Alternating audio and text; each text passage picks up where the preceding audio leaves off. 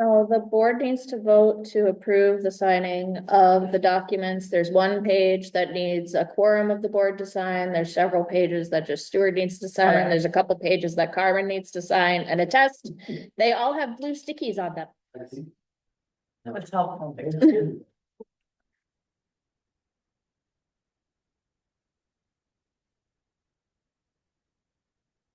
Yeah, because we really have no option but to sign that, so it's. So is that a motion? I believe that we've this documents. Any discussion? Second, John. Okay, any discussion? All those in favor? Time, appropriate places, say aye. Aye.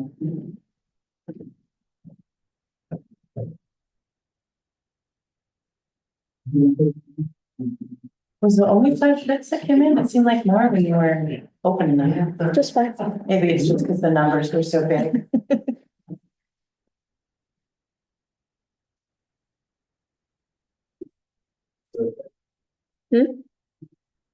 I heard you laughing in my head because I was trying to look at the your date signature thing that you sent. And I downloaded it on my iPad anyway, sideways, and then trying to fill it just enough, but it's read it the right way, then yes, and that's back again. I said, I hope it uses for your meeting.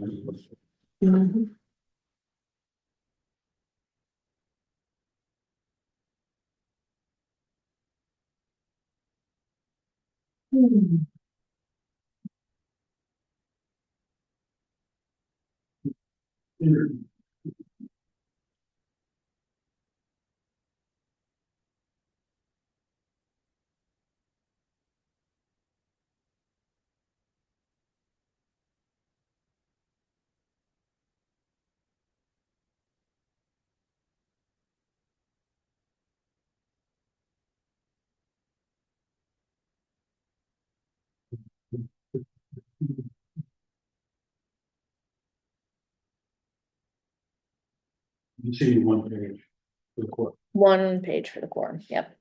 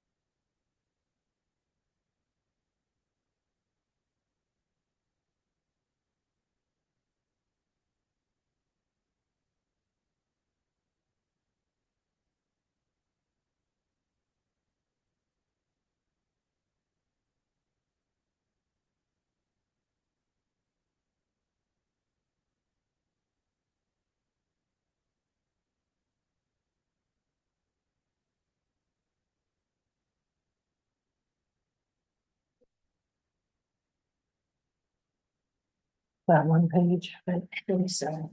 Okay, I'll double check that.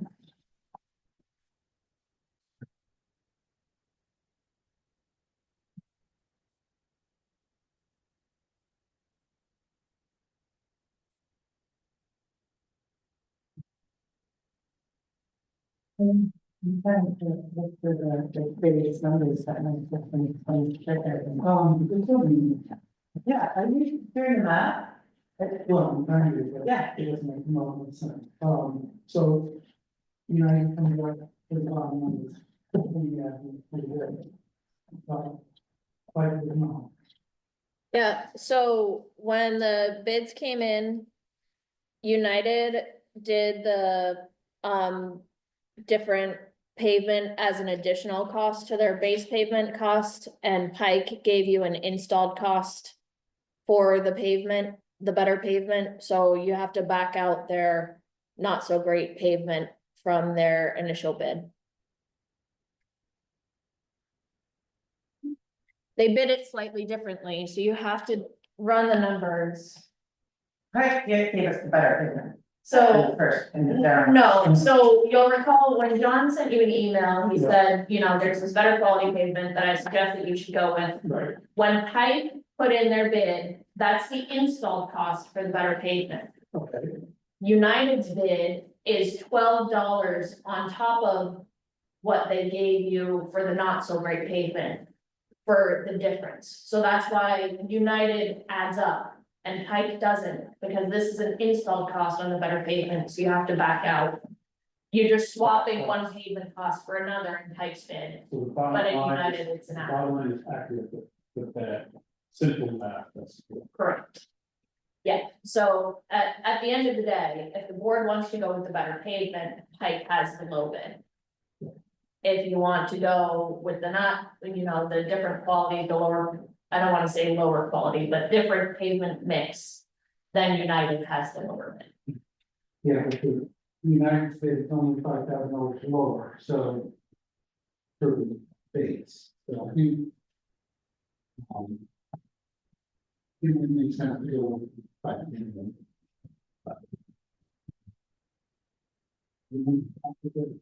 Yeah, yeah, Where is Pike based out of?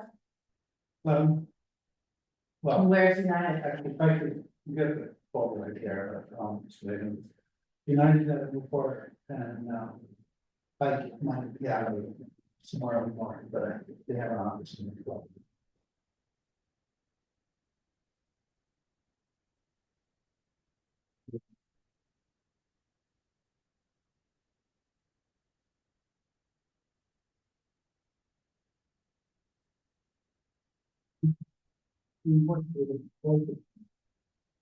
Yeah. Yeah. I mean, obviously. We're gonna choose the lower. We're gonna be looking at, we can obviously just eliminate the. The one that's almost 3 million, right? We'll just not look at that one. Well, first of all, we should look at the one price that considers the better pavement, since that's the recommendation. I think it must be. Given, That was the recommendation by the engineer. yeah, so when you look at that, as Victoria said, this is the lowest bid is for Pike. And that makes sense to me. And I think go with it. Quote unquote better paid. Even if you just sugar the scope of the project and not wanting to have to come back. Yeah, I'm only with better. well, yeah, these are all the tabulation Right. better down here, so they're all there. All right, so, I think you need a motion to go with it. I move that we accept, the. Pike. Voting. The bid. Pike bid for the North Fair patch We do that, with the better pavement. I'll second that. Or you, any further discussion? What's the process with these types of things, like, how much of a time, line do we get from someone who does a big job like that for a couple $1 million? How, like, if a pothole shows up in a year, do we have any recourse, or a couple years, like, you know what I mean? Like just their warranty? Yeah. Like builders have to come back to their house if like, in a year, the roof leaks. You know, that a good company will follow through with their, is that something that goes on with these types of things? I have no idea. It's my first big $2 million project. Theoretically, your engineer is on site for the duration of construction and will watch for things that could lead to that kind of issue. And the work will be sound. Right, that's right. The engineer is also getting paid separate from this number. Correct. Right. So that's not even the real number of what this does. It's crazy. Okay. Just wondering. Is that even on, did you second? I did. Okay, all those in favor, say nomination. Aye. Tyler. I move to accept warrants. There you go. That's that. All those in favor, say Aye. So. Yeah. Okay, now we're looking for, Mark. Oh, we got it. Thank you. Good luck. So she's a BLS. To do.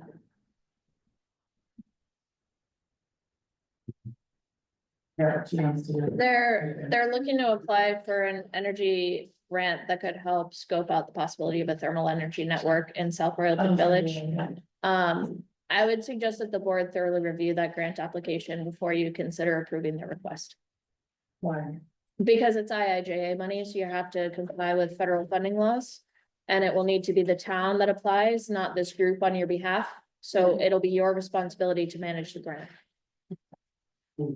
Even if they take it on. Because it's Larry. the town's name on the grant. Okay. What is it? IIJ. The funding comes from the Jobs Act. It's federal funds, so you have to comply with federal grant rules. It's not impossible, but Right. you'll need to It's not manage. just like a hands-off thing. It's not like, Correct. thanks. Yeah, Good job. right. You want to sit down?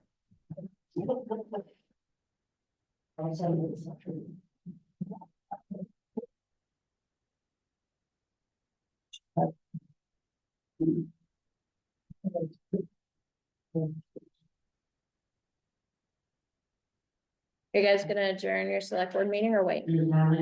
I have not seen mine.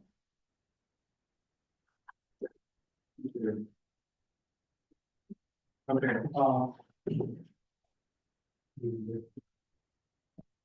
What did you say, like 6:25 to her or something like that? Is that what you told her? Yeah, because of. Yeah, I know. Down in a minute. I know, Mike. Here we go. So I can't leave it open until.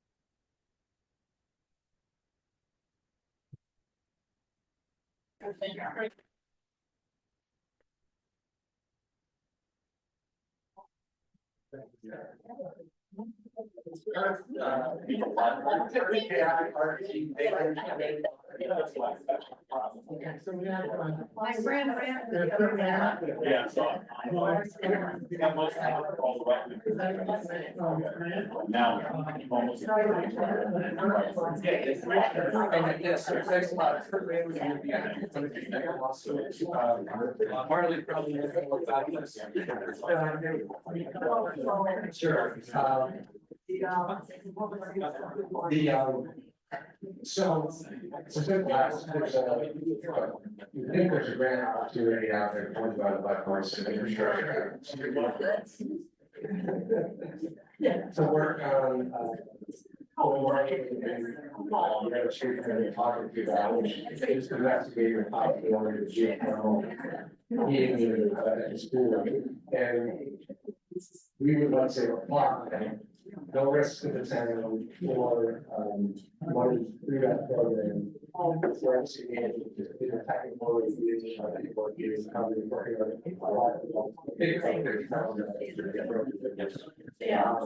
Again, there's no downfall, there's no risk to the town. There's no one. We just want to make our that was okay with you, when we had idea behind you. Whether or not.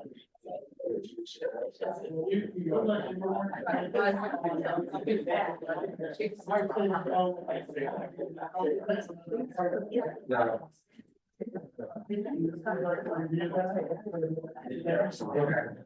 What's the best way to do that? We can handle the parents.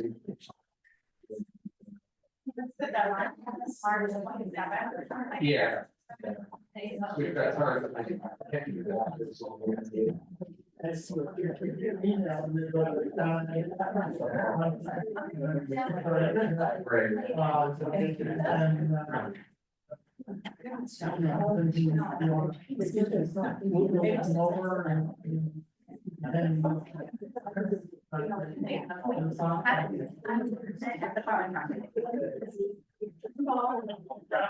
Just if it stays relevant.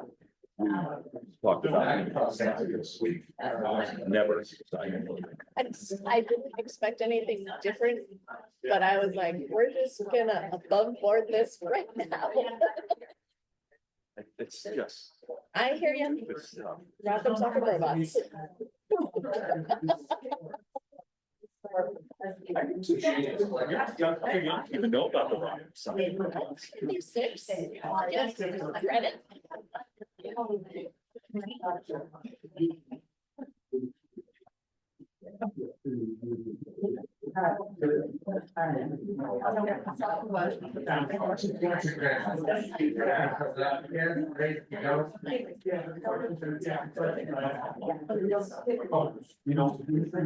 Yes.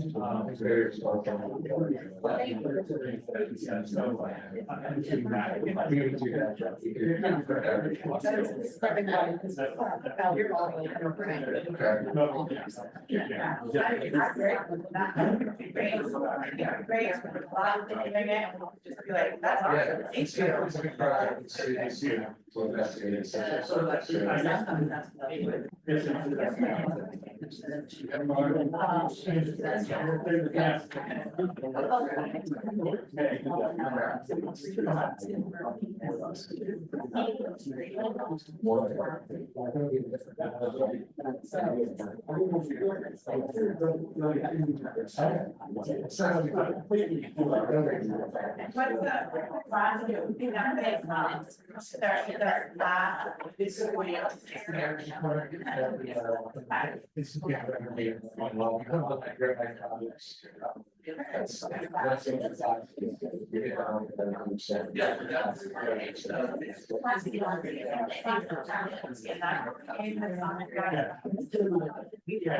It's the same thing, the same time. I just think I'm happy with our community, so. Okay, if you guys aren't seeing the same. Yeah. That's awesome. We'll get it to the show. You're sitting back. Speaking about. That's all.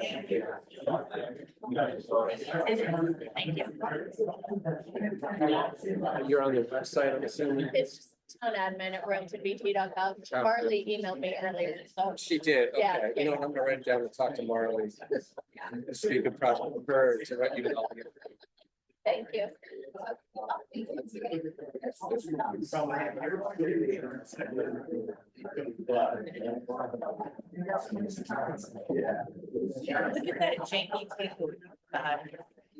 All I need is to perch an owl on it, so we're fine. So, I do have 2 people attending on Zoom, so I will just let you know if anybody tries to signal that they have some input.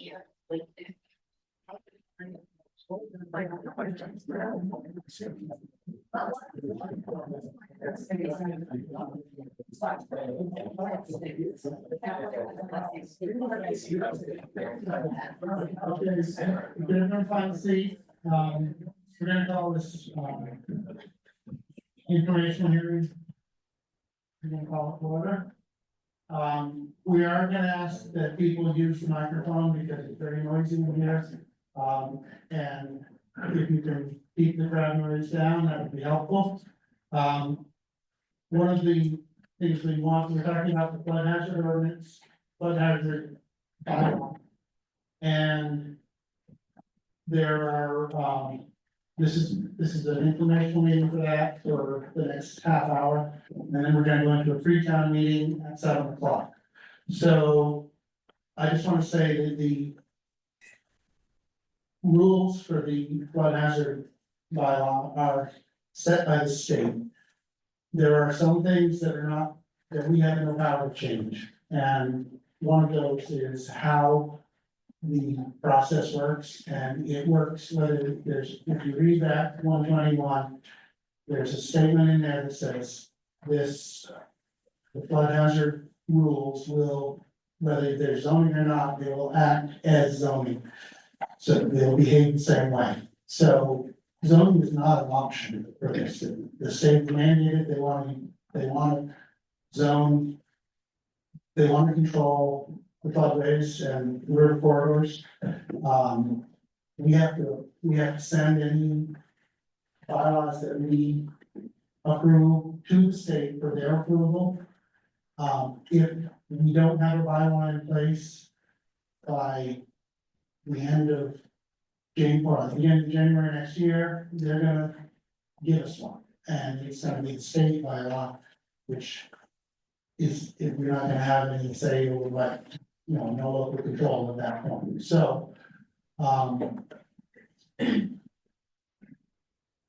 gonna open up the other thing is, the flood hazard bylaws printed in the town report.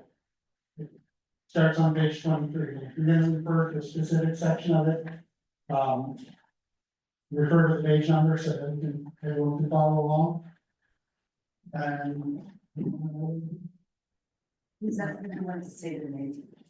Yeah, and everyone, please stand up and use the microphone, or someone can bring a microphone to you, state your name, and we have, you have to be conscious of the time, so 3 to 5 minutes is all that you'll be able to speak. And please let other people go ahead of you if you've already spoken.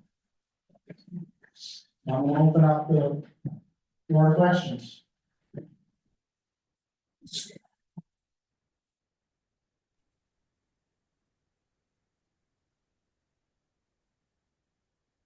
Well, I feel on board, I'm on the commission, I thought it might be useful. First. Didn't take us much, the planning commission, our job is to look at the plan for the future, how can we keep this a great town? We look at the flooding that's happening in Vermont, we look at Irene, we can even look at Kentucky, last week, 22 people dead. I'm pretty sure those people didn't get up in the morning thinking, today I'm gonna die in a flood. So it's all about public safety, and we started looking about what can we do to protect people. And the only thing we could come to is expand the size of the flood hazard area. So right now, we do have zoning in Royalton, it covers the 100-year flood hazard area. This will bring it up to the 500-year hazard area, and then in some areas it'll go a little higher to something called the river corridor. I can explain that, maybe I have that as a question. 3 basic things are to change on this compared to the old document. The first is it's covering a more extensive area. The second thing is that there's going to be a board of adjustment that will look at this as a board that we don't currently have in town, so I'll perform that. Contrary to stuff I've been hearing, the board of adjustment does not say property values, and legal issues can do that. And the third thing this does is it says that the select board will fine you if you violate the flood hazard ordinance, doesn't say it may fine you. I serve as a floodplain zoning administrative officer of the town of Sharon. It says that the select board will fine, we've never used that. When someone violates it, I go to them and say, you're in violation, if you correct it, and they say, it's gonna take me a month or 2, fine, just get it corrected, no fine, just fix it. So in Kentucky, in 2021, 22 people died in their homes in flooding. The next year in Tennessee, another 21 people died in their homes in flooding. It's the second most common reason people die in floods is in their house. We don't wanna see that happen in the world. The state, as Stuart said, the state's gonna pass the law, it's gonna come into effect in 2028. Whether you say yes in next week or say no in 2028, it will happen, and it covers the exact same areas that we're gonna cover. It's gonna go up to 500 flood hazard area, and it's gonna go into river corridors. We don't know what the rules are gonna look like. But whoever administers this will not be Royalton residents. So if you want a variance, you want to do something, you're gonna ask for a variance to the flood hazard, there's ways you get variance. It's gonna be a local town group decide whether you get variance or not. If you say no to this, it will be the state deciding whether you get a variance or not. And then the last thing, I wanted to say is about property values. It's been all over the place, people are saying it's been lower property values, I think Walter's here tonight, he can speak to that more. But from what the listers have told me, so there's no correlation between statewide zoning and property values in the state. Farmer, most of the towns around us have zoning, and their property values, a lot of them are a lot higher than ours. So there's no correlation between if your town has zoning and what your value of properties are valued at. If this does affect somebody somehow, we do have a process where they can grieve this and they can go to the listers and say, I can show you that I lost property value because of this. And if they are able to successfully present their case, their property values will be lowered. So there is a process for going about this. And then I found another statistic, this is Drive a Safety Home. FEMA is on their website, you have 5 times more chance of having your home flooded than having your home burned down. And I found that staggering. If you do the math on this again is from FEMA, you're in a 30-year mortgage, you get a 30-year mortgage on your house. It's got a 1% chance of flooding every year. When you do the math, that comes out to your home has a 26% chance of flooding in the 30 years you own it, if you're in the 100-year flood hazard area. If you're in the 500-year flood hazard area, that's a 6% chance. So over a 30-year span, 6% of the time, it's something to get you. So those are just some numbers. If anybody has very specific questions, I can try to answer.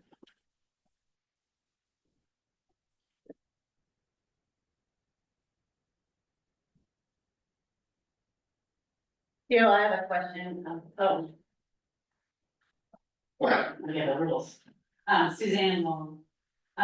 You said that, zoning in general doesn't affect property values. But being in a floodplain might, those are 2 different things, aren't they? So Can you really, you're currently already in the flood hazard area, we're not creating it. right, It's that 500-year flood hazard exists on the maps already. We're not creating a situation. right, even though it's a flood hazard zone, it's a little different from the other kind of zoning that we all get up in arms about. Oh.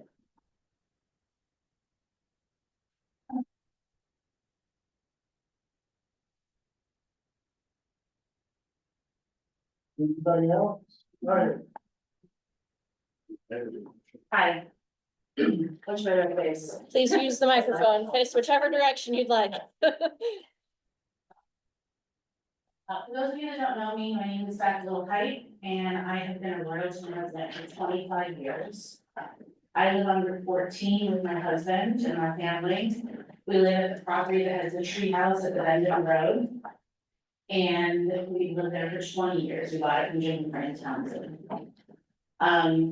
We have flooded 1 time in that 20 years that we've had our property, and that was during Irene. When we flooded, it was catastrophic. Okay, we're going to Turn off. Yeah, we'll turn it right toward you, this is quite at the speaker, I'm not quite. Thank you. Still seems really loud. So when it flooded during Irene, we lost our businesses. because that's in the shop that Jim and Fran had their antique, mall in. We lost our basement and we lost our first floor. I was pregnant at the time and we had nowhere to live. But we were lucky compared to some people in town. With that said, I am here today to oppose this ordinance. I do not believe this is a good idea.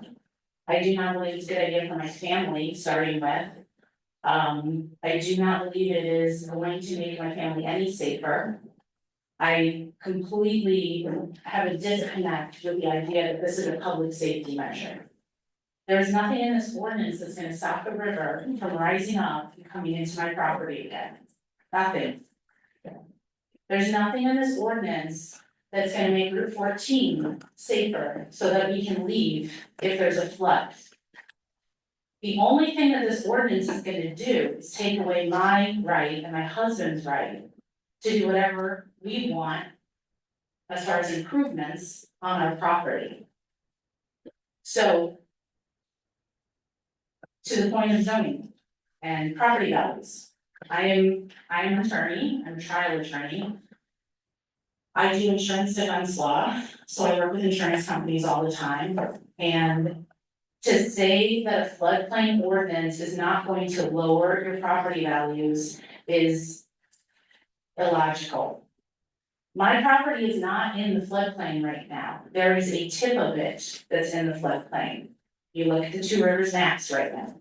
This ordinance would put every structure on my property in the floodplain. The entire property, except for our backyard, would be restricted. And I've looked at my property, I don't know about anybody else's. So I don't see the public safety benefit. I don't see how it's not gonna lower my property value. If I don't report, if this passes and I don't report this change to my insurance company, I may be in default of my insurance agreement, which means if I need to make a claim later, they can refuse to pay it because I did not notify them of this change. I'm already paying $6,000 a year in property insurance, which is 6 times more than we were when we moved in 20 years ago. I don't know if we can afford floodplain insurance as well.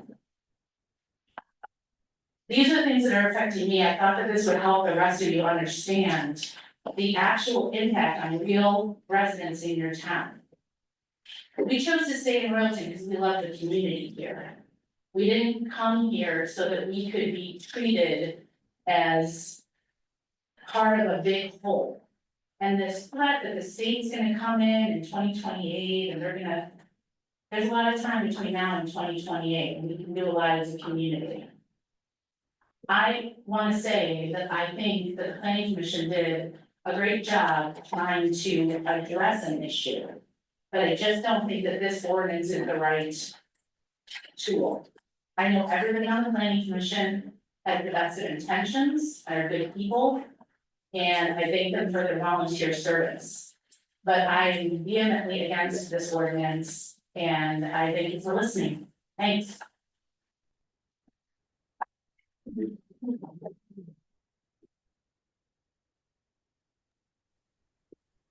I have a question. Go ahead.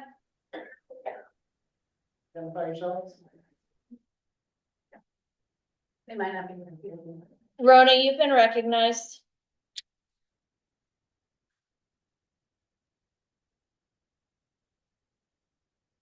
Can I clarify something? So with insurance, this is completely moot. Whatever happens is between your insurance company and you. This has no bearing on insurance. This does not mean that a insurance company will make you get it. They might. That's completely up to them. They could. Excuse me, I have the floor. I believe I have the floor. Am I not correct? Go ahead, Rona. Okay, my name is Ronna Tuthill. I have property on South Windsor Street that is completely in the 500-year floodplain now. Well, it always has been. I am opposed to this document, the way it's written. I've been very public about it on social media, about the non-transparency, the errors, the mixed language. This document is just not complete. So I'd like to have some clarification. And we've asked this question at least 2 other select board meetings with no answer. The permitting process. Is there going to be a cost for the permit itself? We haven't set, we haven't built out a program for a bylaw that has not been approved yet. So, But you set forth the penalties, but you just didn't put effort into what the permit. So our permits that we're gonna, if this passes, we're gonna be required. It could be $5. It could be $100. And we're at the discretion, and that's non-transparent. The biggest question I have is that I am grandfathered in because I'm already there. And unless you want to buy me out, which is not for sale. But if I'm grandfathered in, why do I have to get a permit to continue doing my conformational uses to continue what I'm doing? Why do I have to get a permit to continue doing what I'm doing? well, because that way we know what the pre-existing uses are and which uses are new. I think you all pretty much know what the uses are on our property. You can just ask us. But I do not feel that we should have to apply for a permit to continue doing what we've been doing when others don't. Anyone who has an existing non-conforming use will also need a permit so that we can track what's going on now as opposed to what are new uses and or activities in the future. What do you need to track it for? What is the purpose of tracking what we're doing? So that if there's a question about something that's going on in the floodplain, and you say, and the landowner says, oh no, I've always done that, we can say, you're right. Because you've shown that you have a pre-existing grandfathered activity or structure. So it sounds like you want to micromanage me. Okay. So you have confusing language also in the non-conforming use. You have that permits for non-conforming use shall not be transferable with the deeded property. And that's the grandfather clause under section 4C4. But then in section 6G6, you have permits are good for 2 years. Permits shall run with the land regardless of the owner. Which is it? There's confusing language right there. You have so many areas within this document that are going to be up for debate. It's very confusing.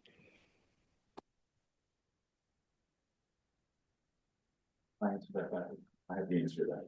You have an answer to that? Yes. So, on that last section, when it says it runs with the land, so if you get a permit to put in accessory dwelling, then that permit stays there. And if you later on take down that accessory dwelling and want to replace it back, you'll be able to do that because you had a permit that ran with the property. So if I sell my property, that permit that I had goes to the new owner as well. But not for use. Not for land. pre-existing use. What do you mean? Well, that's not what it says. It's not being specific of which permit. That just says permits for non-conforming use shall not be transferable with the deeded property. And then in another section it states permits are good for 2 years. Permits shall run with the land regardless of the owner. It's not for any new development. It's a permit process. I have to get a permit to continue doing what I'm doing. And it says that it can go with the deeded property regardless of the owner. So if you're saying that, say I've got a permit and within the first year I sold my property, then after year 2, the new owner has to go and get a permit. It kind of sounds like probably you're going to say no. How is that not decreasing my property value?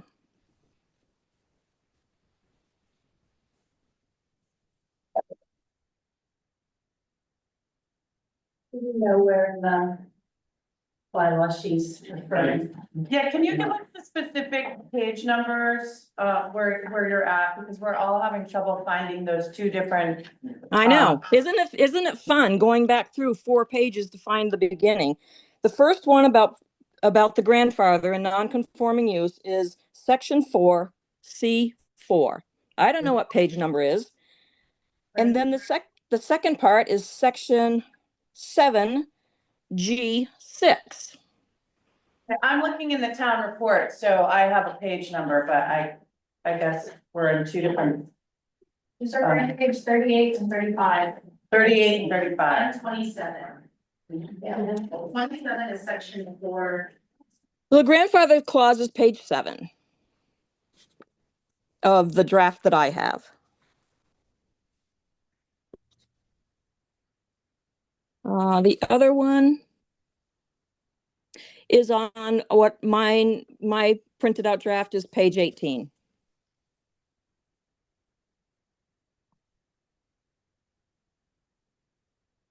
It doesn't say what permits, specific permits for new building or anything. It just said permits. So that's in general.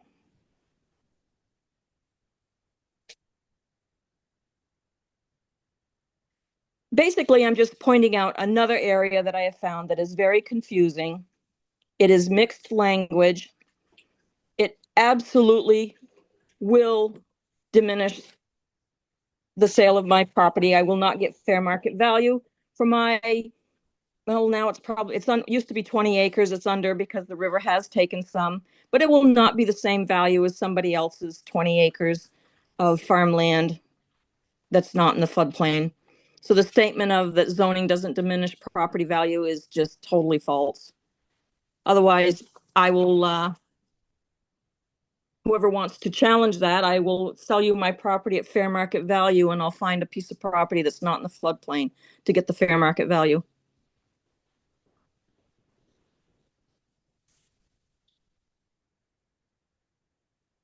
Walter, I can address that issue. I'm Walter Hastings. I'm a lister for Kettle Royalty.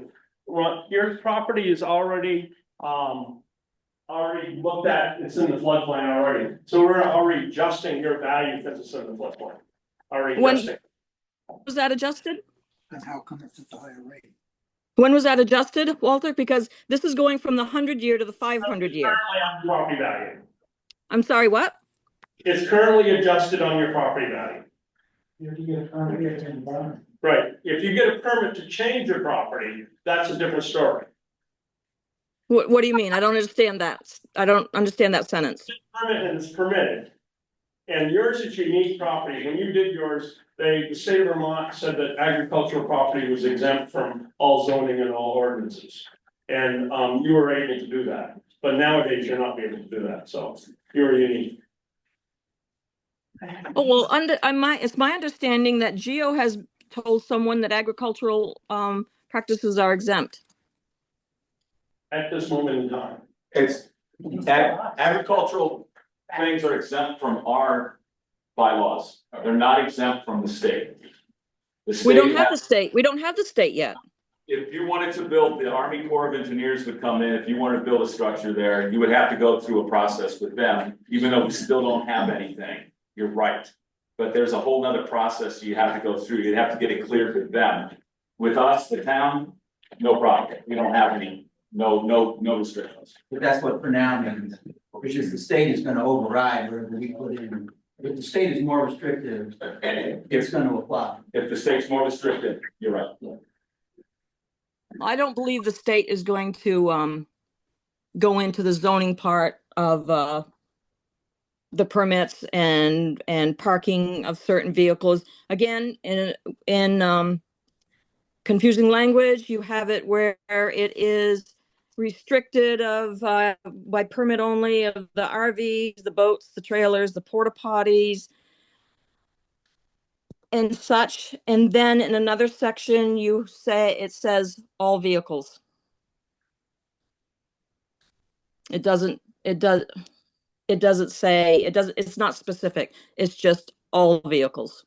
So that would imply, up for debate, cars, trucks, whatever.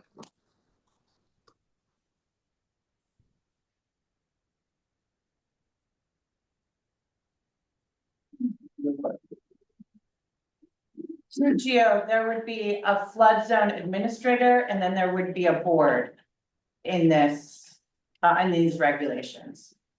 And wouldn't it be fair to say that a board in our town would be easier to deal with than a state board? Do you think? I'll let people figure that out in this room. I mean, I just feel like, How much is that gonna cost the town to have another paid, is that gonna be a paid position with health insurance? No. So that's gonna be a part-time position, unpaid or paid? I'm currently the floodplain administrator, I get, it's very minor. So it's part of your, it would still, wait, yeah, you're probably a big guess. and do you charge the town by the hour for your hours that you work? Yes.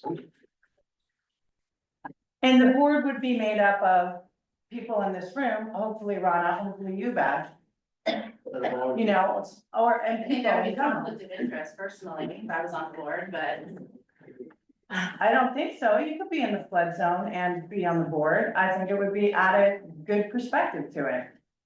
And and the board could then say, we're gonna let this permit because we know what they're doing with it. We're gonna accept this permit is my understanding. I don't know. I could be wrong about that.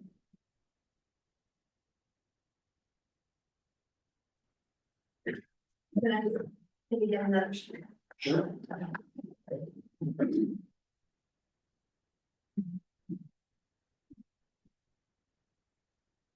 Hi, everyone, my name is Sandy Conrad, and it is loud. I don't think I can more eloquently say how opposed I am to this bylaw than what Beth has already said, so I won't repeat that. But a couple of corrections I want to make for Geo is that actually the governor did not sign the flood hazard law. And it still passed because they had a supermajority in the state house. I might add to everybody, because of how we are seeing our taxes grow and our school budgets grow, and Vermont becoming a place that people can't live, that they no longer have that supermajority. So the point being that it's not a given yet. We don't know what's gonna happen. The future is still unknown.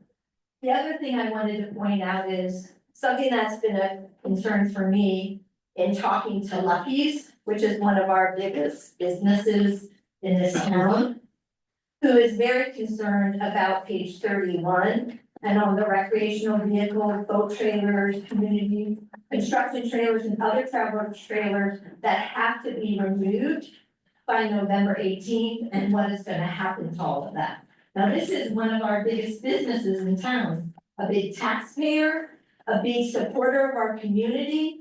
And did you take into consideration how it affects our businesses here? That's my final.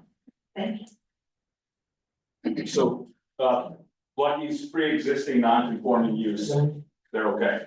And then, you're absolutely correct, Sandy. I realized that later, that the governor didn't sign the bill. He allowed it to pass without his signature, which means there was no veto override. The governor's issue with the bill was he thought the time frame of 2028 was too narrow. He was okay with the bill. He thought it should extend out to a further time frame. So you are correct in correcting And I still do not believe, it's not in the non-conforming section on page 31, and it absolutely states that it cannot be on site fewer than 180 consecutive days, and that does not include these trailers that you are saying in the non-conforming. At least Lucky's doesn't interpret it as that.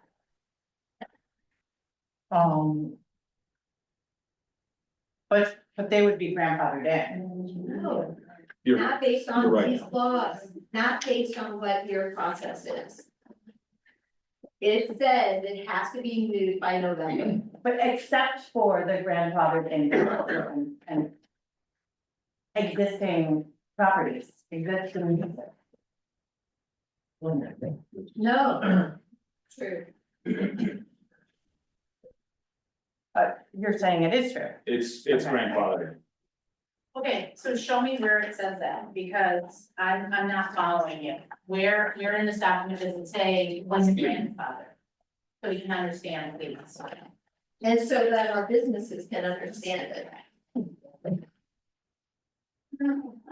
I don't think your committee ever took into consideration our businesses and how they would affect them. Please feel free to tell me if you did.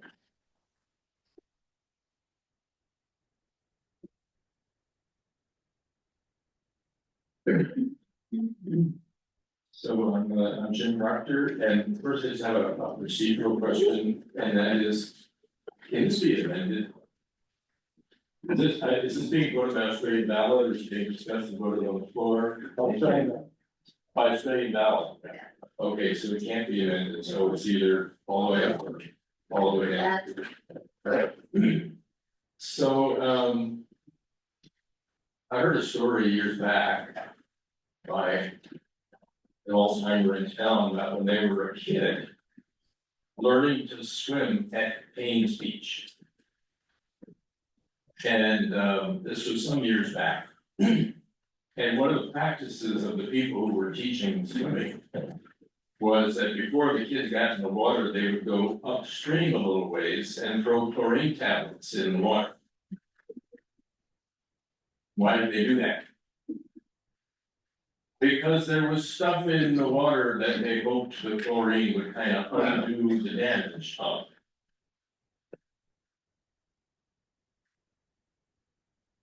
And then after that, subsequent to that, at some point, somebody passed a law about what private landowners would allow into the water or not. Because what the private landowners put in the water affected the people downstream. So I don't know, I'm happy they passed that law. I'm happy they don't try to put chlorine tablets in the water anymore. But protect people when they're swimming. The big question for me, and I don't know the answer, I kind of have conflicting feelings about this.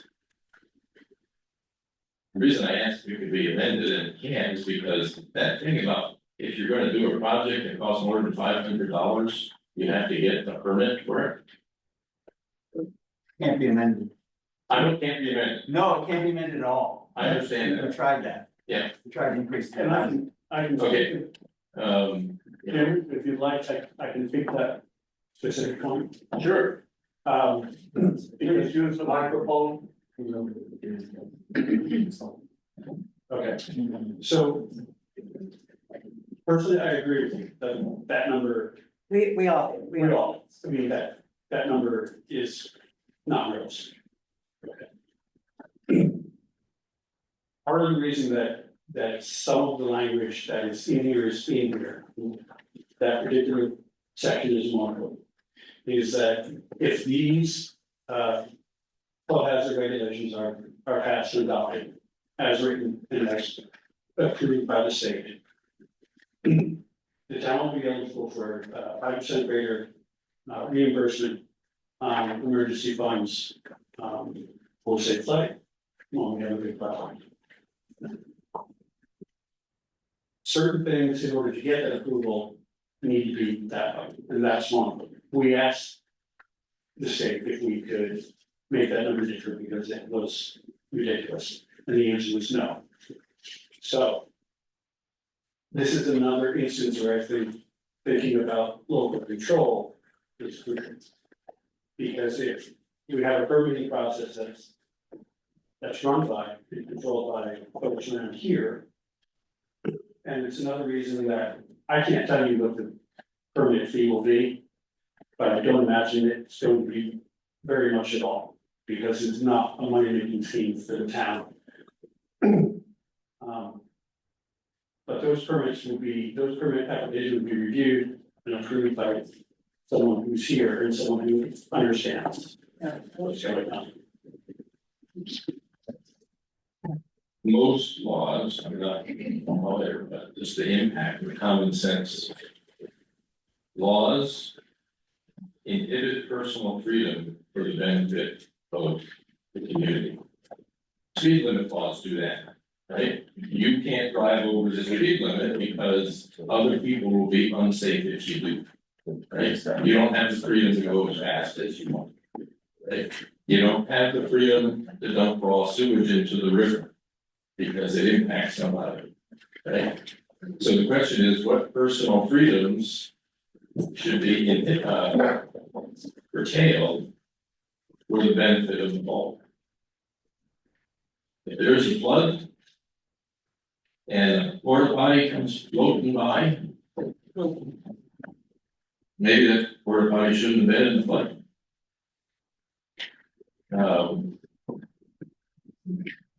I know it's not amended, but not amendable, but I would just say, forget about the 5% from the state and let people build what they want to build in the floodplain. Right? That 5% means that all those people in the floodplain have this limitation. Would I buy a property in the floodplain knowing that I can't build anything on it that's not already there? I probably have some serious thought about that. So there's part of this that I think is really wise. What happens if what's on your property gets flooded down the river and emptied into the river and causes all kinds of damage? And some of it seems really foolish that because the state has said, we're dangle this 5% of you, if you add this into your ordinance, I just leave it out of the ordinance and let the state go ahead. Right? So that people can do what they want to do with their property. Well, except that if the recovery effort is as large as the ones that have been in recent times, it's big money, and it's big money that we fall back. So if it's a matter of $50,000 a match that the town would have to pay, that's not insignificant. Can I answer Sandy's question? I found it where it's in the flood hazard ordinance. Great, yeah. Page 27. Number 4, conditional use review. Will everybody get to that section? Page 27, number 4, conditional use review. And the second paragraph under section 4 starts with uses. So uses made non-conforming in the river corridors area as a result of the adoption of this ordinance shall be allowed to continue so long as the use is not subsequently abandoned. So a non-conforming use is anything that violates the ordinance. So if it's now currently Lucky's is conforming, no problem. As soon as we pass this ordinance, they are not conforming, but they are allowed to continue to do this as long as they don't abandon. So if Lucky's pulls up, leaves for 2 years, wants to come back and do it again, they're gonna need to get a permit to do it again. They don't just automatically get to do it again. If they shut down for a few months, they got a year to get back in business, so. There's my question on the same section. Yeah.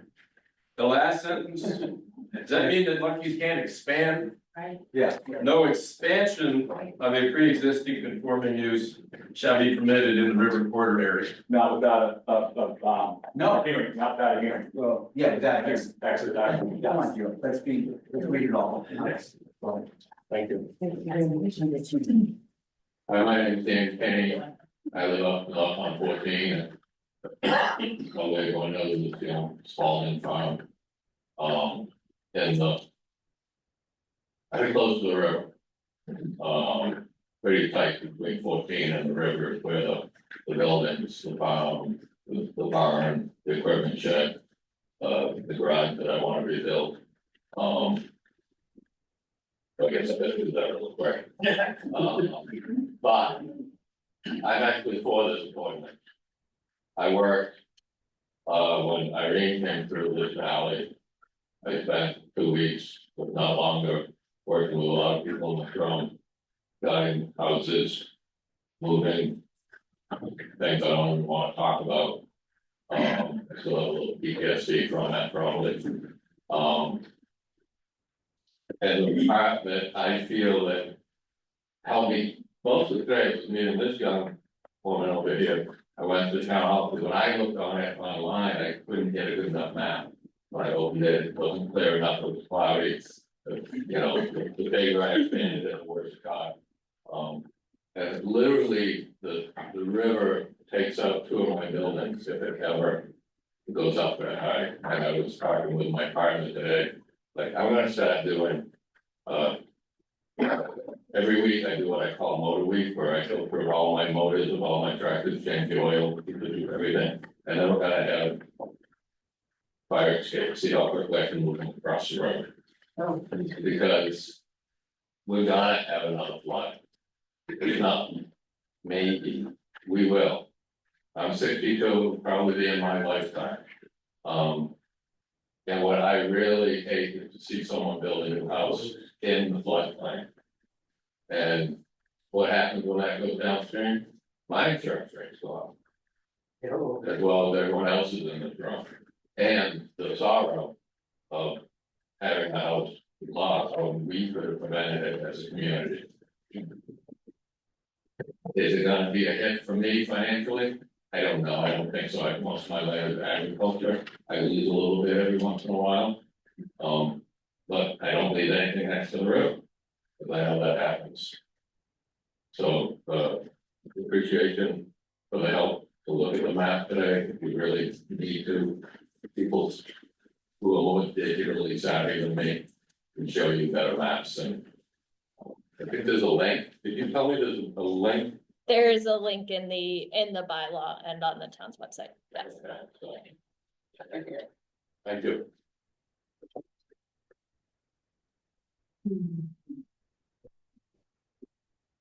How's it going? That's right, this is, I'm Greg Solosky, been a resident for about 4 years now, I live on Route 14, right next to John Hoffman at the bottom of Dairy Hill.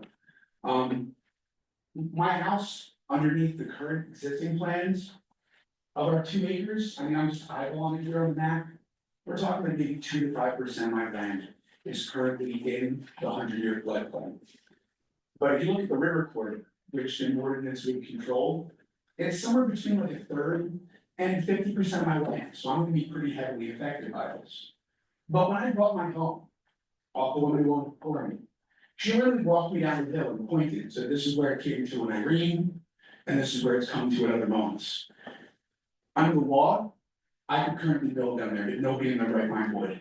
And when I bought my property offer, we understood the value is based on the fact that even though legally you could build down there, you absolutely shouldn't. And there should be rules that prevent me from building a structure down there. Because if we don't put these rules in place, not only could I build down there, but I could turn that into automotive storage. I could turn that into chemical storage. I could store my fuel oils down there. And all of those things, when the flood gets to the level it did in Irene, where I'm legally keeping my products, are a problem for everybody south of me. That means the Ainsworth farm, all that agricultural land, that's got all of my chemicals, all of my debris, all of any structure that I might have had down there. So anybody south of me, and that even goes, into Sharon and further down the river, those people will be affected by the choices that I can make right there. Now, I personally wouldn't do it, but somebody else would be able to, and it's a hazard. It's a hazard for the river, the animal life, agricultural soil, people living downstream, and the infrastructure that exists on, adjacent to, or across the river. So I currently understand that there are people that it will affect a huge portion of their land, it affects a huge portion of my land. Thankfully, my house currently isn't in that portion of the river corridor.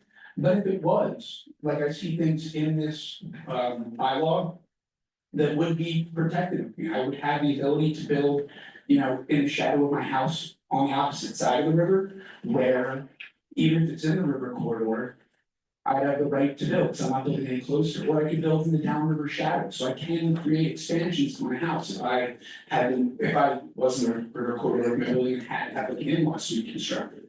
So there are like concerns that people have, that there are remedies for within this, you know, piece of not legislation, but bylaw, whatever we're gonna be calling it.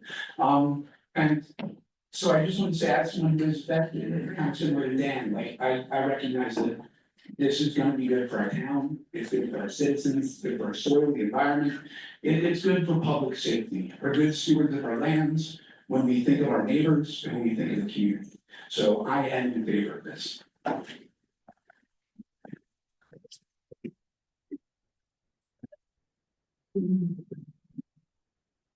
That's all. So, you know, just want to say that speaking for the Conservation Commission, we did talk about this. For all the reasons, all the benefits that have already been explained, plus environmental and conservation reasons, we are in favor of.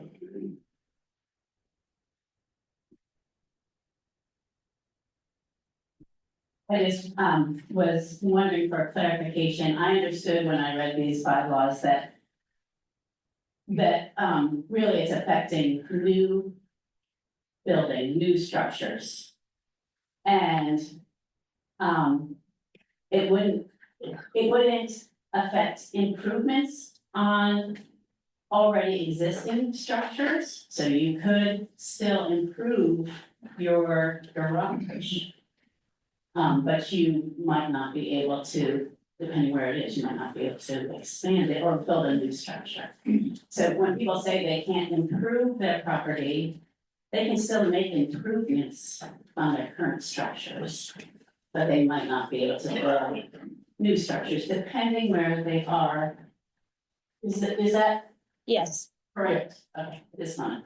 Is it correct? I thought there's, if you have a renovation above $500, no, or you can, because it's correct, the question you made. Yeah. So it's not, that's not accurate, actually, it's, you have to get a, like, you can. Yeah, you can do it. You have to get a permit. Yeah. And you may or may not get approved for a permit, so I don't think you can say as clearly as was just expressed and was acknowledged by the select board as being true, that that's true, that's not the case. You have to get a permit to do it. You can't be denied the permit, but there may be conditions on the permit. So if somebody's house is completely destroyed by a flood, they'll have to get a permit to rebuild. On that permit, it might say, okay, great, you can rebuild, has to be the same footprint. All your mechanicals need to be above base flood elevation. But they can't deny them the ability to rebuild. That's a lawsuit. The town would lose that lawsuit if they try to deny that permit. They can put some caveats on that permit, but they can't shrink the size of the house. So if somebody wanted to make an improvement to their kitchen that ran over $500, the town would have to give them the permit. But the town might have some, the board of adjusters might have some caveats on that. I can't imagine what they would be for putting in new cabinets. But If you look at page 24, there's a table. And that shows you what the first two are new storage, new structures and storage. And those areas, those types of uses, activity, we call it, would not be allowed, a new structure. But on the third one, improvements to the existing structure, you have conditional initial use and permitted.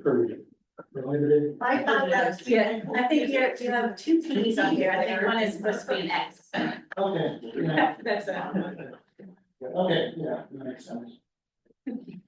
Okay, so there's one correction. Is that permitted or prohibited under section 3? What was the question?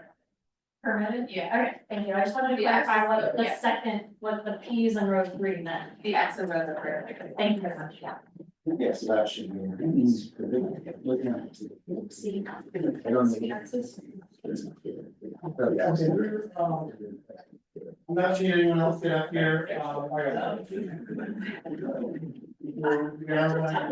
I wanted to just ask one question. My name is Dorothy Chap. And my question for you is, I have very mixed feelings about this, but I want to know who there, I never like when there's like unanswered parts of it, like the cost of the permit and those kind of things when you say like, we'll kick that down the road and get to that later. So I wonder, when will that come up and who will make the decisions on those kinds of things? If the regulations pass, next Tuesday, then that will be put together by the select. That's exactly. Okay.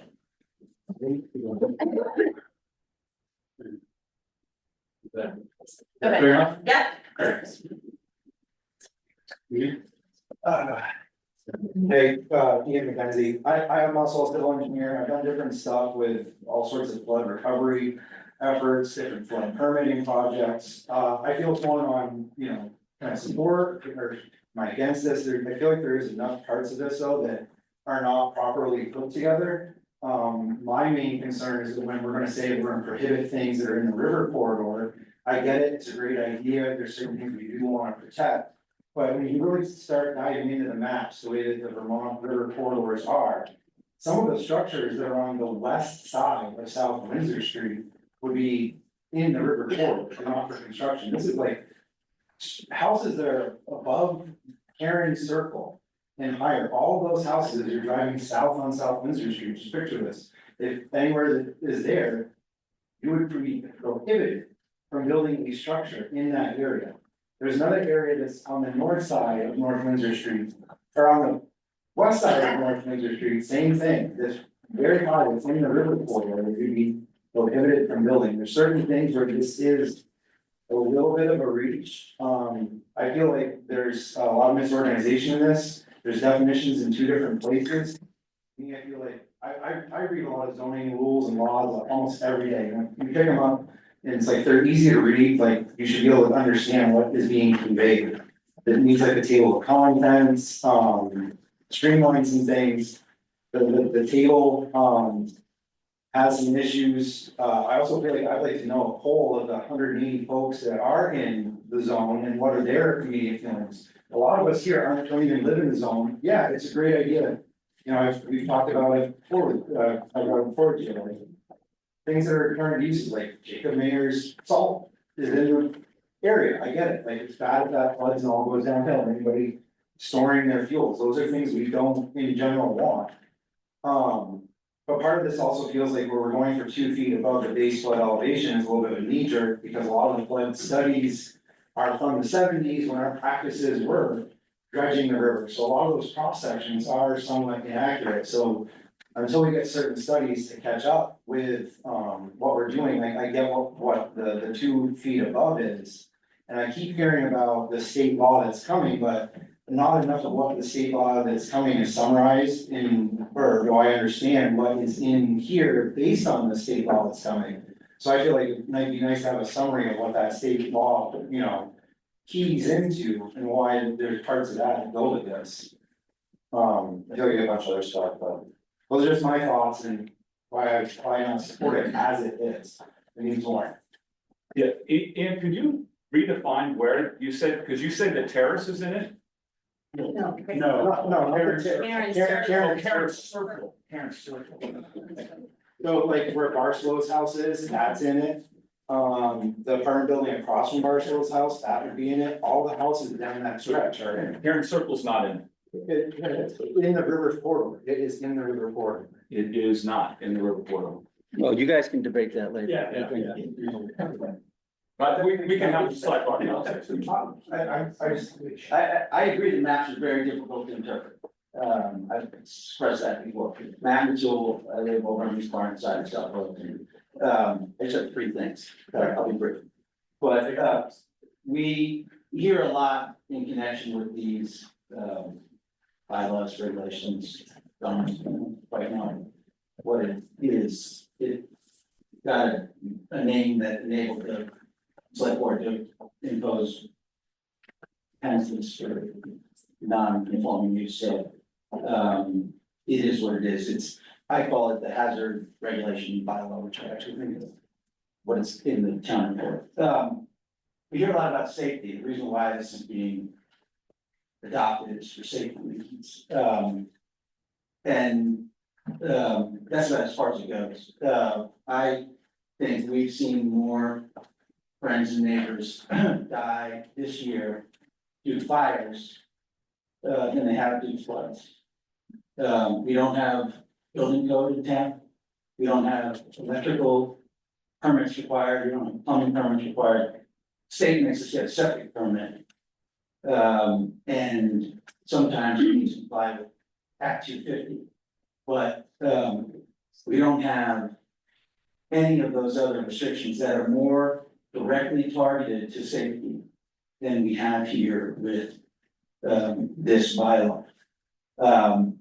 I read Gio's letter the other last week in the Herald. And I listened to what Greg had to say, which was impassioned and thoughtful, and you guys got a better picture in the Valley News today than I did, but Tricky subject.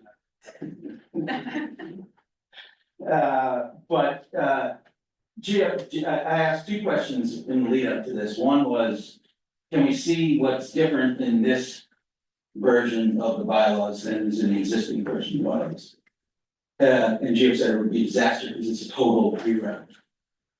Correct? Correct. When in the letter to the editor though, what was identified as the major changes are threefold. One, expansion of the hazard area to the 500-year floodplain and the river corridor areas. Two, creation of board adjustment to oversee this new bylaw. Thank you very much. And establishing fines for violations of the flood hazard bylaw. Also, excellent. I'm not sure how that is targeted to safety, but apparently one of the major reasons for this bylaw is for safety reasons. The last thing I'll say, and there's been this has been an interesting exercise of local democracy for me, really appreciate what we have. I'm glad we had this pre-town meeting. It's too bad we didn't, it's being voted on by Australian ballot. And we can't have discussion for town meeting, just like town meeting is meant to be. But I will say, despite all the work and effort and activity that's taking place in connection with this bylaw, I do not understand what the rush is when the state itself is not even gonna come in at least until 2028, if not sooner. And one of the reasons why that's important is because when you look back, and I know it seems like eons ago, but when we adopted the town plan in March of 2020, 5 years ago, and you get to the section on the flood hazard and building resiliency. There's a sentence in the plan.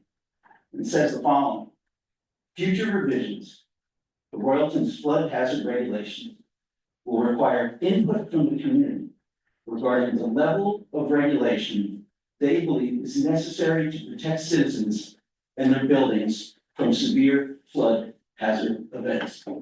I think we're hearing some of that. What I really hear through all these meetings is that we haven't heard enough. Planning Commission hasn't done enough. Select Board should revisit it. And I see that in accordance with the town plan, we have to turn this, say no to Article 2.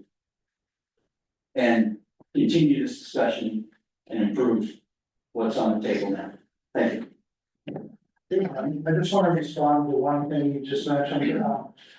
The Act 121 is where you go to find the dates, and they've laid out in that plan, in that piece of legislation that January 1st of 2026 to January 1st of 2027 is when they're gonna review what the towns have submitted.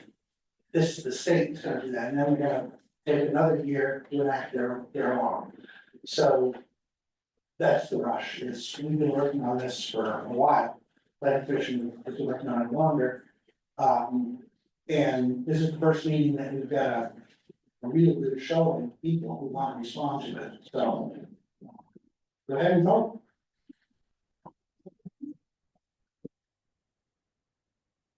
Hi, I'm Joe Baxter, I write for the Herald, and I would like to comment because all I've been hearing at these meetings of late are the people were felt like it was being forced upon them. I've been writing for the Herald since 2014.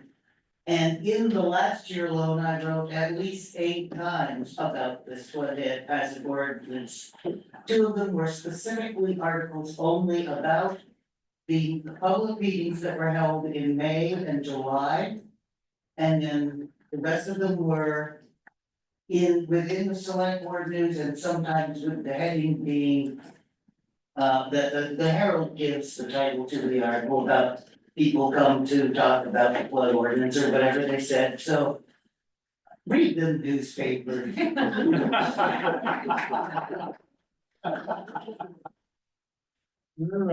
We're way over on our time, we have to go to the pre-town meeting now. Allison. Okay, I'm gonna go ahead, I'm not gonna stand up, you guys are okay, can you hear me? I'm gonna just start by reading the warning, okay? The legal voters of the town of Royalton are hereby warned and notified to meet in the gymnasium of the White River Valley School at 223 South Windsor Street in said town on March 4th, 2025, between 8 a.m. and 7 p.m. to transact the following business by Australian ballot.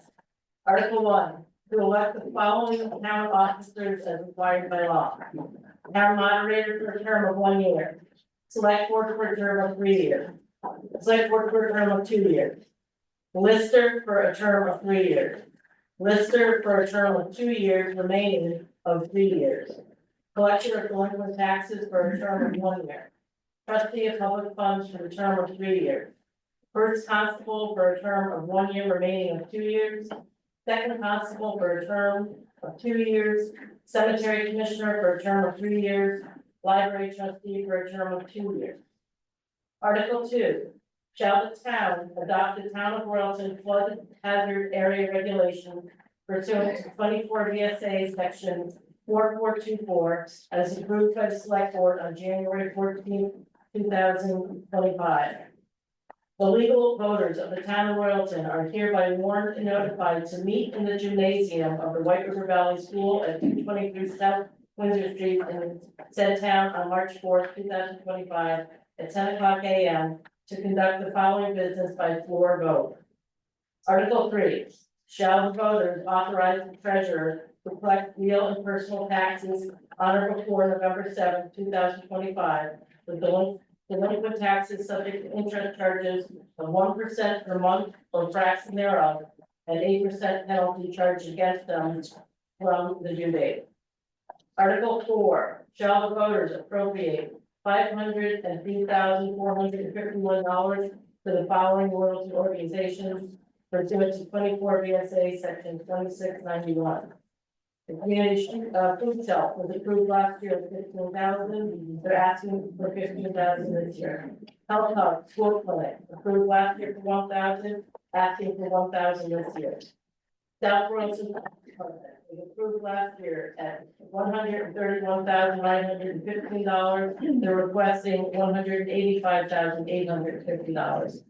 Royalton Memorial Library.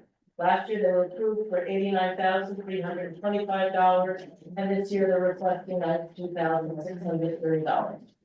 South Royalton Rescue Squad. Last year was approved for $184,605. They're requesting $193,671. Royalton Town Band approved last year for $4,100. This year they're requesting $4,300. South Royalton One Planet Program. Last year they were approved for $6,000. This year they're not asking for anything. Forward Stern Post number 51 for Memorial Day. Last year they were approved for $1,000. This year they're requesting $1,000 again. South Royalton area senior citizens. Last year they were approved for $10,000. And this year they're requesting $10,000 as well. So the total amount that is being requested this year is $503,451. Article 5, shall the voters appropriate $24,924 to the following social service agencies pursuant to 24 VSA section 2691. The Central Vermont Council on Aging, they were approved last year and requesting again this year $1,500. Clara Martin Center, approved last year and requesting again this year $4,180. The Family Place, approved last year $200, requesting again $200. Healthcare and Rehab of South.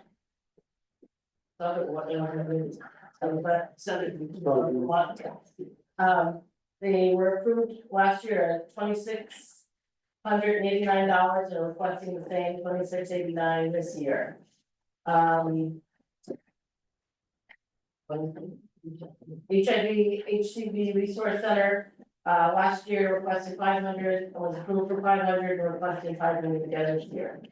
Orange County Parent Child Center was approved last year and requesting again this year $1,000. Vermont Association of Conservation Districts was approved last year and requesting again this year $100. State Line, approved last year $1,000, requesting again this year $1,000. Tri-Valley Transit, approved last year for $3,800 and requesting again $3,800. Vermont Adult Learning, $500 was approved last year and requesting again $500 this year. Vermont Association of the Blind, requested and was approved $750 last year and requesting the same $750 this year. Vermont Center for Independent Living, approved last year at $305 and requesting again $305. Visiting nurses, approved last year $7,000, requesting again this year $7,000. White River Partnership, requested and approved last year $500 and this year requesting $500. Windsor County Partners, last year approved $500, requesting again this year $500. Windsor County Youth Services, approved last year $400 and requesting again $400, for the total amount of $24,924. Article 6, shall the voter authorize general fund expenditures for operating expenses of $2,131,937, of which $1,965,187 shall be raised by taxes and $166,750 raised by non-tax revenues. Article 7, shall the voters authorize highway fund expenditures of $1,505,093, of which $1,350,093 shall be raised by taxes and $155,000 shall be raised by non-tax revenues. Article 8, shall the town assess a 1% tax on all sales of meals, alcoholic beverages, and rooms in accordance with 24 VSA 138B. The polls will be open Tuesday, March 4th from 8 AM to 7 PM. The floor meeting begins Tuesday, March 4th, 2025 at 10 AM. And meeting this 21st day of January 2025 by the select board members out of order. So. Yeah. Okay, so of all that Allison just read, Article 1 and 2 are voted by Australian ballot and they're not up for discussion on the floor. The rest of them can get stuff on the floor if I need. Does anyone have any questions about it? You're kind of handing up.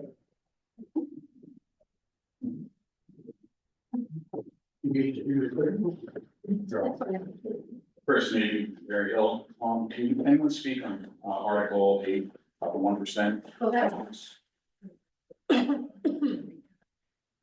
Yeah.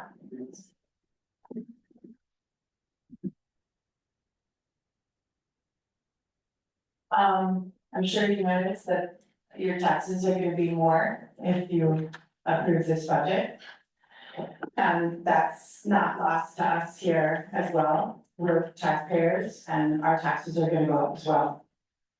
And we were, you know, we really thought a lot about this budget. And I wish we could have had more time to hash it out. One of the reasons that this 1% option tax came up was as an alternative to collecting taxes from the taxpayers, right here in front of us. An option tax would collect money from, meals, alcohol on meals, room tax. So primarily from people not in this town, but coming through our town. Not always the case, we're always gonna order grinders, subs from Daisy. We're gonna go to Crossroads, so yeah, we're gonna pay a 1% on that, we as citizens of this town. But, the reason I brought this up, as something for the board to consider, and the boards seem to be interested in the idea. It's an alternative, to get some income for our town. Not just from our taxpayers.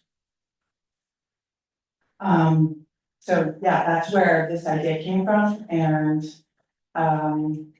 I can answer more questions if there's something specific. Oh, sorry. Taking up the moderator hat, but not the town person. Allison Culture. Can you explain exactly what percentage of the 1% we get and how is it run exactly? Like, is it the state that actually collects it and then distributes it, or? Yes. The state collects it, and we'll get 70% back on the 1%. Yeah, it's about, I mean, this is like a lowball estimate, but it's like $35,000.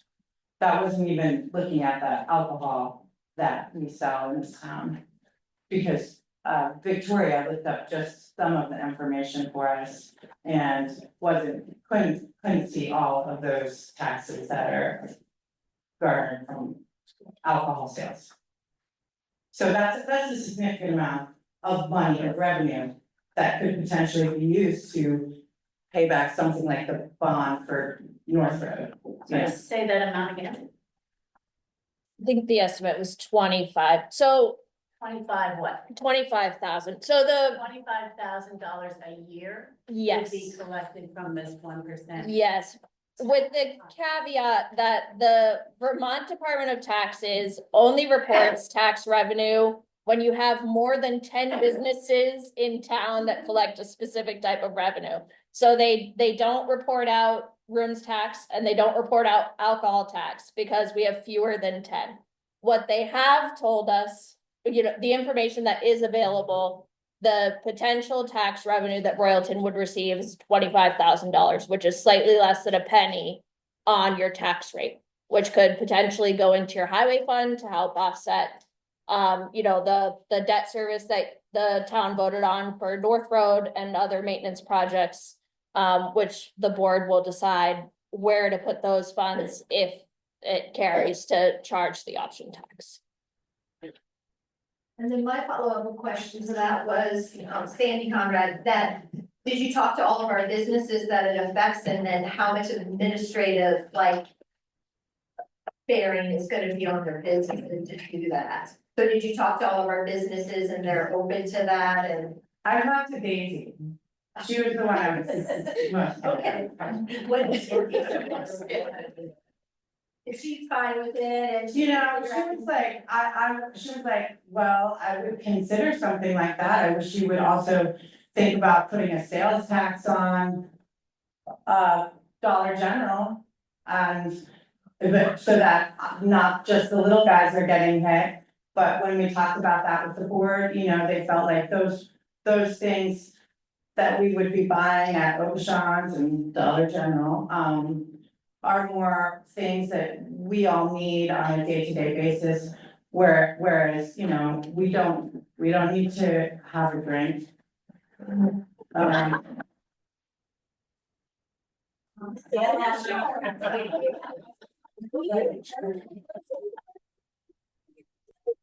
Yeah, I do, and that's why I think this is a good idea, cause I work at Worthy Burger and I see who comes through the door there. And I see how much that money comes through there, and I think that we should be getting some of that. Our town, because they're coming to see our beautiful little town, our cute little green, and there's money that they're not going to, 1%, what, 1%. So we'll be paying 18 cents if you go to Grandma's Griddle and get an $18 bill. Get some scrambled eggs and toast, you'll pay 18 cents, we'll get a little bit of that. And then $126 tab at Worthy Burger, that's $1.26, so it's just a piggy bank. All year long, and those bills at Worthy Burger, that's a average bill. Can I just ask, I understand how this might work in a town like Woodstock, but how many rooms are there in Royalton that would be subject to this provision? We don't know how many Airbnbs there are, we'll start to find out if, Does it cover Airbnbs? yes, it does, rooms and board. I've got a question. I do Airbnb. The question is, I just went through Airbnb so that I don't have to deal with the taxes. Okay. Is this? Yeah, here. Oh, okay. Right. In a nutshell, I do an Airbnb at my house and, I just do Airbnb so that I don't have to deal with all the stupid tax stuff. So is Airbnb gonna know that Royalton is now collecting an extra 1% and send that money to the state? Or now do I have to start figuring out how much I have to send to the state? The state manages everything and they collect it all from the people renting from you, so. The They do state that will now, adjust- but The state will adjust that, yeah, for the town we live in. Is this a state idea for increasing town taxes by any chance, because they just wanna keep getting more money from us? It's an option tax to the state, where that money would be coming back to us. But they take 30%. Yeah. Yeah. But, so, I just wanna clarify that the 30% that the state takes is partially an administrative fee for processing the taxes. But also what happens with that is it goes into the state's pilot program, which stands for payment in lieu of taxes. Which also comes back to the town, so you can see in the budget, Royalton receives approximately $98,000 in pilot payments from the state of Vermont, so it does, those funds also do come back to the town. And there's also been some discussion in the legislature recently about a surplus in that program that they're looking at being able to distribute back to the municipalities that participate in the option tax program. Thank you.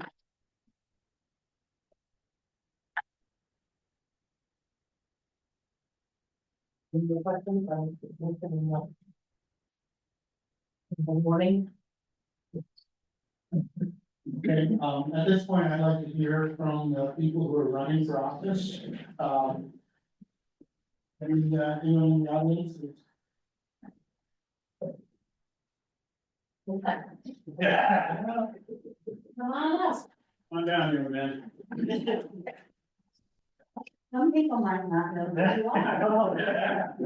Same with my grandfather clock.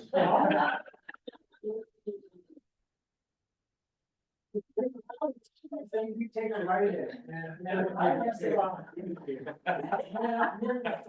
did 15 years in 2004 to 2019, and I think we accomplished quite a lot. We got the Crawford property, the town offices, we did the sewer remodeling, and that was a major project. We got the library taken care of. And I've been retired here for 4 years, and we kind of thought that I kind of miss being involved in the town affairs. And I enjoy doing a lot of it, like the budget, believe it or not, folks, I enjoy the budget, I go through it line by line, it takes us about 2.5 months to get it right. Or at least I can do it, right? And so I'm running for office, and I believe at this point, I'm the only one who signed up for petition for, 2 years, so I guess I am it. I appreciate everybody, I've had another time, doing it before. We've been through, a few crises, we did the Irene, and that was, eye-opener for a lot of us, and, thanks for some of the other members, past members, that have been here, who support us over the years, and I'm sure you all will support us again, what needs to be done. And we all look out for the town world, and I've been a lifelong member, my parents were, and I think a lot of this town, I'd like to continue talking. Thank you. Thank you.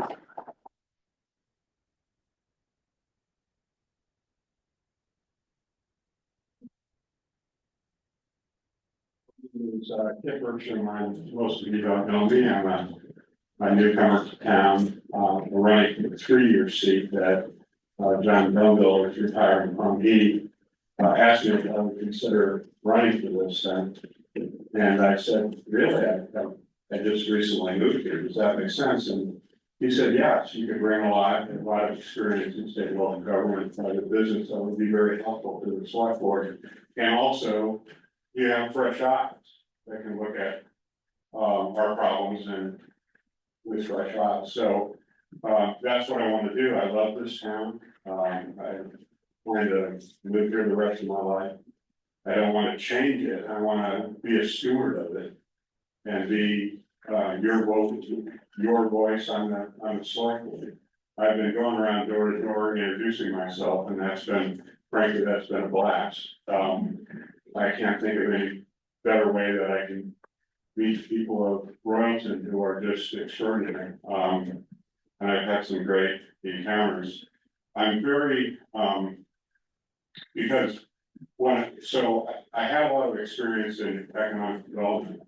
The last job was deputy commissioner of the Connecticut Department of Economic and Community Development, but I wasn't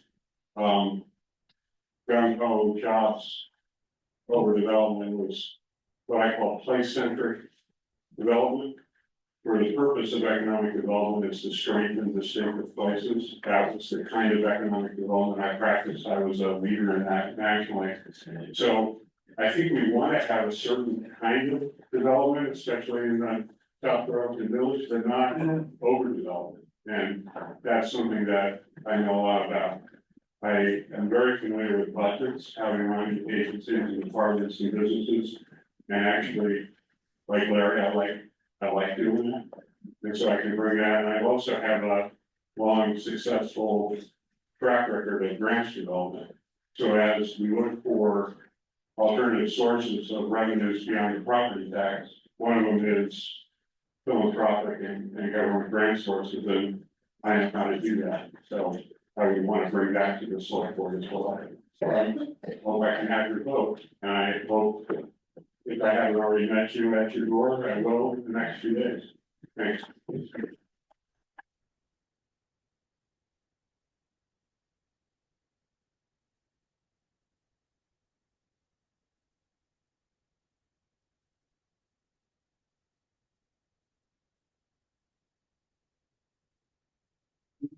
Any other questions?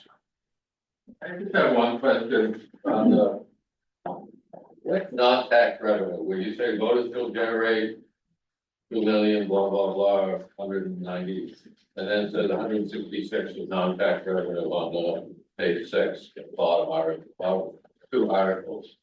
So What is non-tax revenue? non-tax revenue is any revenue that is not directly generated by property tax. So we have to separate it out into what we're gonna raise by property tax and what's coming from someplace else.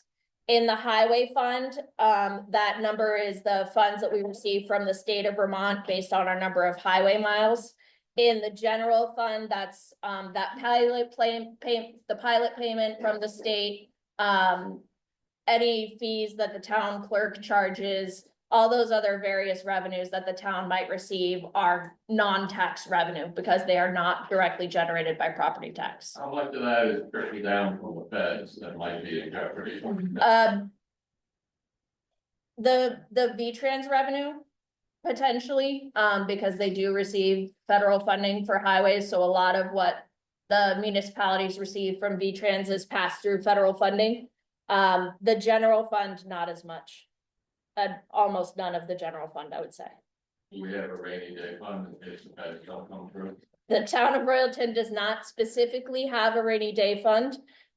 You do have a highway improvement fund and a highway equipment reserve that you contribute to annually, which actually would offset that revenue from the feds if you didn't receive it. It wouldn't be ideal. It would be painful when you go to, do a project or replace some equipment and you don't have the funds, but you wouldn't necessarily be immediately scrambling. I have a related question.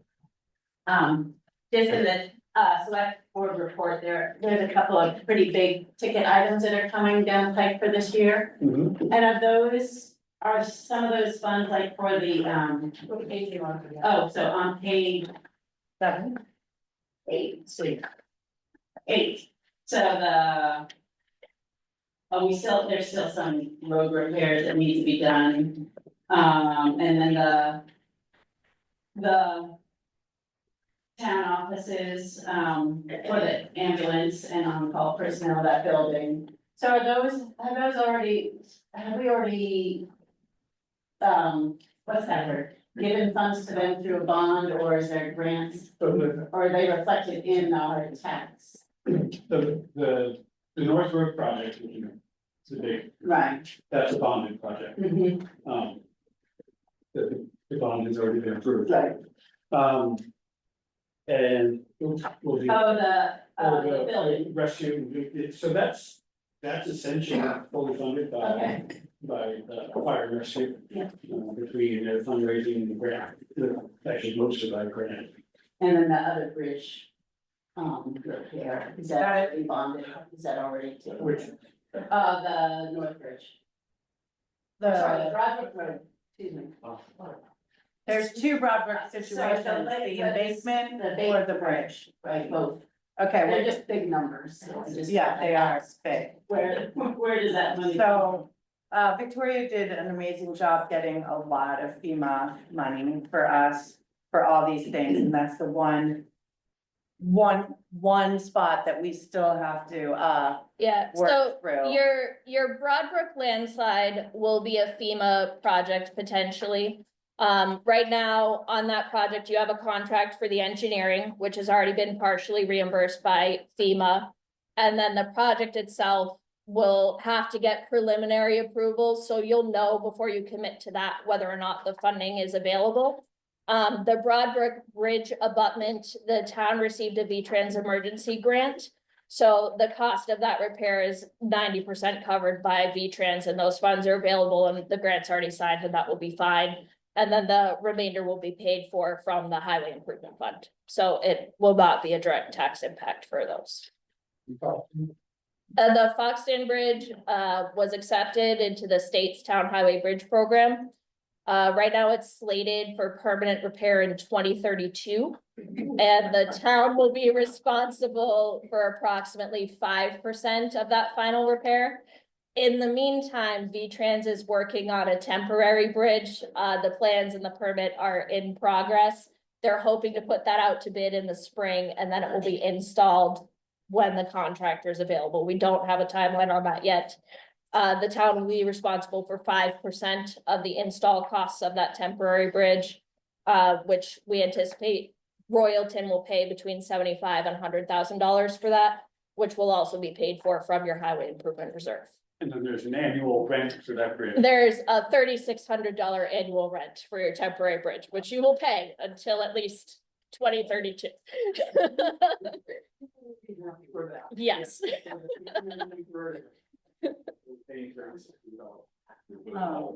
Yeah. I think back to the fire district, oh, I'm sorry, back to the fire district, the building, that does have a lot of federal money tied to it, so that could be, that could be problematic. Sorry. Is in line, Fox Dam Bridge, is there any way we can push the state, so just as soon as they can get out, They can do it, the Back River Road is getting pretty bad. I came through Gilman Road to not leave my car through the Back River Road, which took me over 20 minutes, so. It's been a lot. I don't go a lot of places, but it's really an issue to drive that distance. Oh, I can tell you, we're getting a temporary bridge because of push. Okay. We weren't going to do that. The bids should be early spring. So is the highway gonna start addressing where the mud spots are starting to be and where it's getting really ruddy? I did email the highway department specifically about Back River Road this afternoon, so hopefully. Not like mud, but it's potholes and ruts there.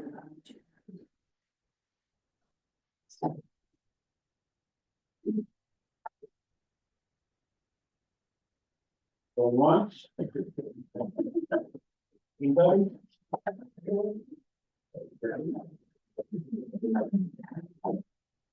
Thank you for coming. Yeah, well, it's hard, well, not new to do, but to this, I just wanna make an announcement about going to.